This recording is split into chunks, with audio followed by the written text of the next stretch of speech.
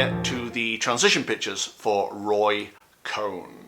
He died in 1986 of AIDS. He was a lawyer who acted as chief counsel for the McCarthy anti-communist hearings. He went from that kind of work to being a fixer in New York for Donald Trump, for Rupert Murdoch, and for others, and made a name for himself in the worst way, for being unscrupulous and being a liar and being cruel, and was eventually disbarred for, I think, fraud of some kind. But he was responsible, with others, for outing a whole bunch of gay government officials and ensuring that they lost their jobs. He caused so much distress with his approach. Turned out he was gay. So all his persecution of homosexuals and so on was his turning his anger at himself on the world. He denied he was gay, even though he had boyfriends. He denied he had AIDS, even though he was having treatment. And he finally succumbed to it and died of it. And I think the world lost a very, very wicked individual. Which is why I think you kept suggesting that I do pictures for him to see how people like that transition.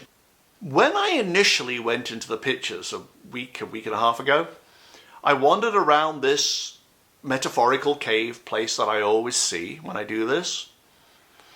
In one corner was the kind of case they use to carry double bases in. You know, when there's a double base and they have to carry it on the tube or something, on the metro, they carry it in one of these big, like, adult-sized cases. And there was one of those over in the corner.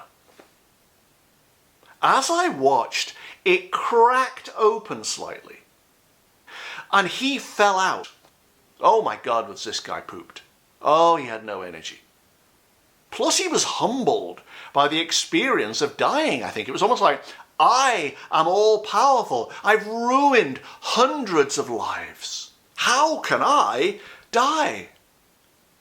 He dragged himself along the floor. And at the end of this little pathway was a spurt of water, like when a sprinkler is broken and it just dribbles water out. There was one of those. He drank from the water, felt replenished, and then just sat against the wall, considering his next move. It was all about manipulation and planning and calculation. Saw the tunnel, this metaphorical tunnel, symbolic tunnel I always see, and said, I am not going up there. Point blank, 100% not going up there. He was terrified of facing any kind of consequence for his actions. But you can't resist. There is an inevitability about what happens next. Whether you delay it, you slow it down, you dawdle, you're going up that tunnel. He wasn't going to go. And so this force, this energy which drives people forward, which almost kind of lures them in very often, if they're nice people, it lures them in. Come on, nothing to be scared of here. You'll be fine. It had to drag him like a bag of turnips up this slope. There was a set of stairs, actually, that he could have climbed had he been willing. But no, he just lay on the ground the way dogs do when they don't want to go back indoors. They just lie on the ground, you have to pull. He was like that. He had to be pulled up this slope. As he went, what amounts to like metaphorical rock on the floor tore at his skin, peeling it off, actually. It was like banana skins. You know when you peel a banana? It was like that in its removal of his protective layers. As these layers were removed, or at least peeled back, he began to feel more authentic. Not necessarily less frightened. He knew there were consequences, but he felt more like, oh, okay, a slight burden had been lifted off him by exposure to his own being. Okay, now you see me. I'm stripped bare. My defenses are peeled away. You got me. Now, normally, there's some kind of cave. In this instance, the lights were off. You could see just down there or to this side. The lights were off. He wasn't welcome there, and he probably wouldn't have gone. Ahead was a ramp. Reluctantly, he goes up this ramp. And as he does so, it seals up behind him. The universe preventing him going back. So on the inside in life, he must have been immensely tortured. The harm he did to others was nothing compared to the harm he was doing to his own soul, which he corroded with hate and animosity and fear and anger. As he walked up this ramp, the light that there always is, which would normally be in a kind of dome shape, but the light was just here. He began to dissipate, like bubbles in champagne.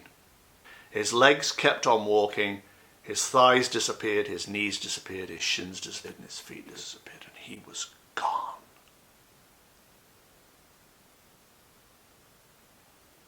This is one of those times where I would dearly love to know what happens next. Is there a reckoning? There's a life review, I guess, of some kind. But what does that look like for somebody of the emotional complexity of a Roy Cohn?